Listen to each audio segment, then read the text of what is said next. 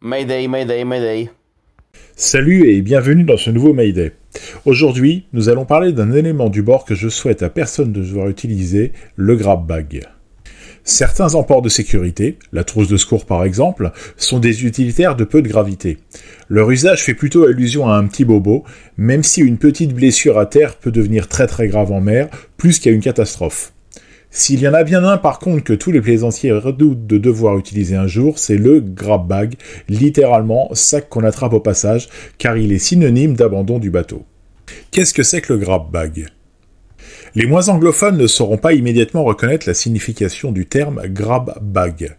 Littéralement, il s'agit du sac qu'on emporte. Presque une injonction, c'est en fait le sac qu'on arrache, une sorte de prends ça et dégage. C'est littéralement le dernier élément dont on va se saisir sur un bateau au moment de l'abandon. On ne remontera plus sur le bateau pour faire quoi que ce soit, il est définitivement abandonné, tout du moins jusqu'à un hypothétique renflouement. Quel est le contenu indispensable de ce grab bag ? Le contenu ou même l'existence de sacs d'abandon, c'est la moins mauvaise traduction que j'ai trouvée, n'est pas réglementée. Cependant, certaines règles de bon sens, disons, laissent penser qu'on devrait y trouver une partie au moins dupliquée de l'équipement de survie, comme des fusées de détresse, un feu à main, un sifflet, une corne de brume, ou encore de l'eau et les papiers d'identité du bateau et des équipiers. Que peut-on ajouter de plus dans le grab bag ?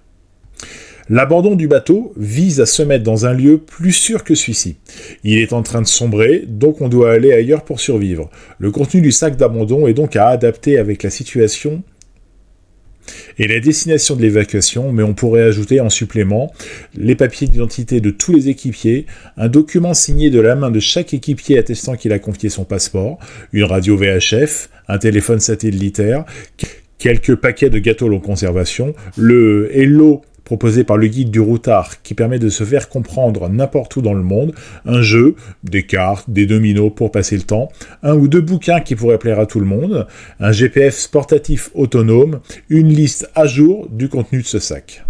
Quand est-ce qu'on va réellement utiliser ce sac ? Le grab bag ne sera que rarement ouvert et encore plus rarement utilisé. Les ouvertures ne concernent que le dépôt ou le retrait des papiers d'identité et des attestations de dépôt. Attention, il est très important car certains pays considèrent que de disposer des papiers d'identité d'un tiers est une preuve de sa mise en état d'esclavage, ainsi que la vérification des piles et batteries des équipements électroniques d'une part, date de péremption et des biscuits, des feux à main et des autres artifices d'autre part. Ce sont là, les seules utilisations du grab bag en temps normal. En cas d'abandon du bateau-mer, ce sac doit être pris par le chef de bord ou son second au moment où il est le dernier à descendre du bateau et lorsqu'il sait qu'il n'aura plus rien à faire à bord de celui-ci. Les balises sont toutes déclenchées, l'électricité et les arrivées de carburant et d'électricité sont coupées, donc le bateau est une épave qui polluera aussi peu que possible et qui est aisément localisable qui est laissé. Que ne faut-il pas faire avec ce grab bag ? Le grab bag ne doit être ouvert, manipulé ou déplacé en aucun cas ni aucune circonstance quand on est en mer. À terre ou dans un abri, il peut être ouvert pour y mettre des choses ou en retirer et mettre à jour la liste de son contenu. Cette dernière obligation est réellement importante car elle permet de savoir qui a fait quoi et ce qu'il a fait. Enfin, si une fringale vous gagne, le grab bag n'est pas un garde-manger. Hors de question de taper dans le grab bag pour caler un estomac qui créerait famine. En un mot, le grab bag, pensez-y mais ne l'utilisez pas. Voilà, j'espère que ce Mayday vous aura intéressé. Vous êtes de plus en plus nombreuses et nombreux à me suivre et je vous en remercie. Je souhaite de ne jamais utiliser ce grab bag évidemment. Si vous naviguez, je vous souhaite du bon temps et bon vent.